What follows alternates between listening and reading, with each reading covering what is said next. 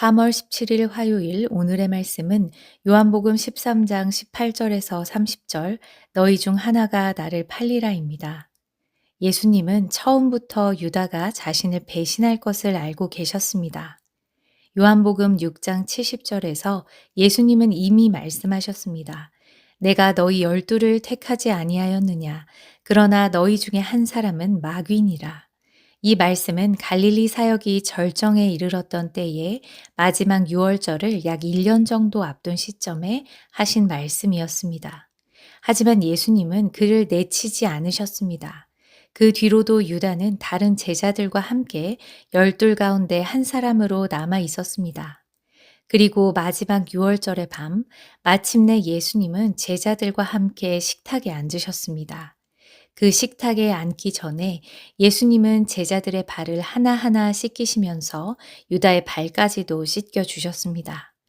그가 자신을 배신할 것을 알고 계시면서도 끝까지 포기하지 않으시는 목자의 마음이 그 손길에 담겨 있었습니다. 그리고 이제 예수님은 자신을 팔 사람이 누구인지를 드러내십니다. 18절에서 20절입니다. 내가 너희 모두를 가리켜 말하는 것이 아니니라. 나는 내가 택한 자들이 누구인지 알미라. 그러나 내 떡을 먹는 자가 내게 발꿈치를 들었다 한 성경을 응하게 하려는 것이니라. 지금부터 일이 일어나기 전에 미리 너희에게 일러둠은 일이 일어날 때에 내가 그인 줄 너희가 믿게 하려 함이로라. 내가 진실로 진실로 너희에게 이르노니 내가 보낸 자를 영접하는 자는 나를 영접하는 것이요 나를 영접하는 자는 나를 보내신 이를 영접하는 것이니라. 앞서서 예수님께서는 제자들의 발을 씻기시면서 이렇게 말씀하셨습니다. 너희가 깨끗하나 다는 아니니라. 그 이유는 분명합니다.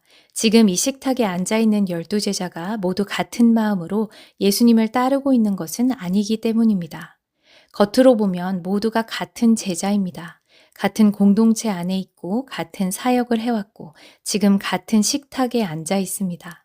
그러나 사람의 눈에는 보이지 않는 것을 주님은 알고 계십니다. 나는 내가 택한 자들이 누구인지 알미라. 우리 마음의 중심을 보시는 예수님께서는 진정으로 그 은혜에 참여할 사람이 누구인지를 이미 알고 계십니다. 그리고 이어서 예수님은 시편 41편 9절의 말씀을 인용하십니다.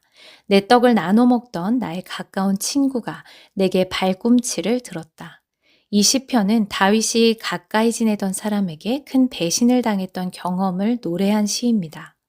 다윗의 곁에서 오랫동안 함께하던 아히도벨이 다윗의 아들 압살롬의 반란에 가담하며 자신이 섬기던 다윗을 죽이려고 하는 일이 일어났습니다. 같은 식탁에서 음식을 나누던 사람이 돌아서서 등을 돌린 것입니다.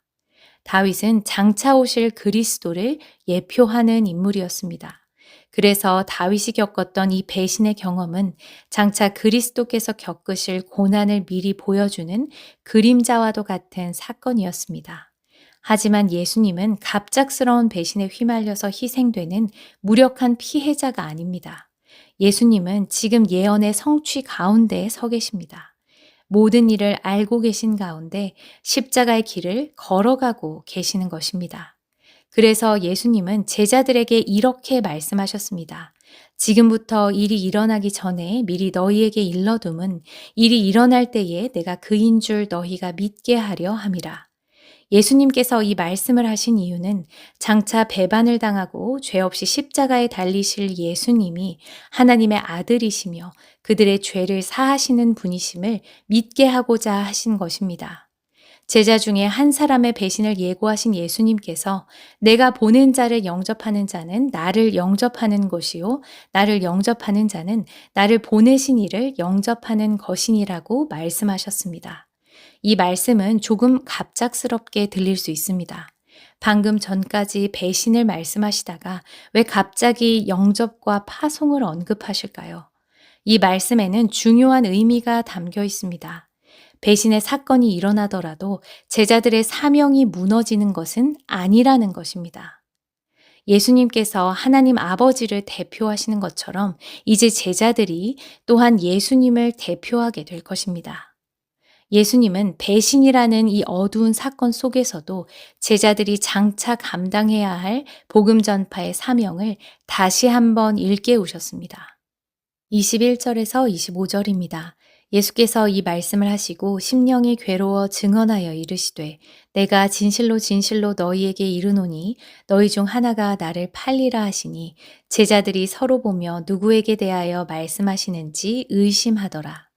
예수의 제자 중 하나, 곧 그가 사랑하시는 자가 예수의 품에 의지하여 누웠는지라. 시몬 베드로가 머리짓을 하여 말하되 말씀하신 자가 누구인지 말하라 하니 그가 예수의 가슴에 그대로 의지하여 말하되 주여 누구니이까. 배신자를 지목하시기 전에 예수님은 심령이 괴로워하십니다. 예수님은 죽은 나사로의 무덤 앞에서도 같은 괴로움을 느끼셨고 자신의 죽음을 말씀하시던 자리에서도 내 마음이 괴로우니라고 말씀하셨었습니다. 이 괴로움은 단순한 슬픔이 아닙니다. 죄와 죽음의 권세 아래 갇힌 인간을 바라보시는 주님의 깊은 슬픔입니다. 죄의 종노릇하며 죽음으로 걸어 들어가는 인간을 향한 창조주의 비탄입니다. 지금 이 식탁 위에서도 마찬가지입니다. 사탄의 도구가 되어서 멸망을 자초하는 제자를 지켜보시는 예수님은 괴로워하셨습니다. 사랑하지 않는다면 괴로워할 이유도 없습니다. 끝까지 포기하지 않으시는 목자의 마음으로 유다를 바라보고 계셨던 예수님의 그 사랑이 깊은 탄식으로 지금 드러나고 있는 것입니다. 너희 중 하나가 나를 팔리라 하신 예수님의 말씀에 제자들은 당황하며 서로를 의심합니다. 베드로는 직접 묻지 못하고 예수님 곁에 가장 가까이 앉아 있던 예수가 사랑하시는 제자에게 신호를 보냅니다. 이 제자는 요한으로 여겨집니다. 당시 유월절 식사는 지금처럼 의자에 똑바로 앉는 방식이 아니라 영어 알파벳 U자 형태의 식탁을 둘러싸고 머리를 식탁 쪽으로 향하게 하고 다리를 그 반대로 뻗어서 왼팔로 몸을 기대고 옆으로 비스듬히 누워서 오른팔로 식사를 하는 형태였습니다. 요한은 예수님의 바로 옆자리에 앉아서 예수님 품에 기대어 주여 누구니까? 라고 묻습니다. 26절에서 30절입니다. 예수께서 대답하시되 내가 떡 한 조각을 적셔다 주는 자가 그니라 하시고 그 한 조각을 적셔서 가룟 시몬의 아들 유다에게 주시니 조각을 받은 후 곧 사탄이 그 속에 들어간지라. 이에 예수께서 유다에게 이르시되 내가 하는 일을 속히 하라 하시니 이 말씀을 무슨 뜻으로 하셨는지 그 앉은 자 중에 아는 자가 없고 어떤 이들은 유다가 돈꾀를 맡았으므로 명절에 우리가 쓸 물건을 사라 하시는지 혹은 가난한 자들에게 무엇을 주라 하시는 줄로 생각하더라. 유다가 그 조각을 받고 곧 나가니 밤이러라. 요한의 질문에 예수님은 내가 떡 한 조각을 적셔다 주는 자가 그니라 라고 답하시고 유다에게 떡 한 조각을 적셔서 건네십니다. 당시 유대 문화에서 주인이 떡을 양념에 찍어 직접 건네주는 것은 특별한 호의와 친절함을 나타내는 행동이었습니다. 예수님은 배신자를 폭로하시기 전에 먼저 사랑을 건네고 계셨습니다. 그가 돌이킬 것을 사랑으로 권고하고 계신 것입니다. 조각을 받은 후 곧 사탄이 그 속에 들어간지라. 유다는 그렇게 예수님께서 베푸신 마지막 회개의 호소를 거부함으로써 결국 사단의 지배 아래 자신을 완전히 내어주고 말았습니다. 예수님은 그를 향해서 내가 하는 일을 속히 하라고 말씀하십니다. 이 말씀은 유다의 배신을 종용하거나 독촉하는 말이 아닙니다. 이미 빛을 거절하기로 선택한 사람을 그대로 내버려 두시는 주권자의 엄중한 허용입니다. 그런데 이 긴박한 대화의 의미를 현장에 있던 제자들 가운데 아무도 이해하지 못합니다.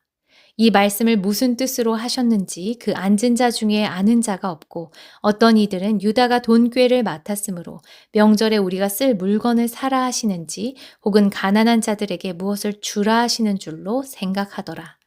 제자들은 지금 이 자리에서 벌어지고 있는 영적 전쟁을 전혀 눈치채지 못했습니다. 왜 그랬을까요?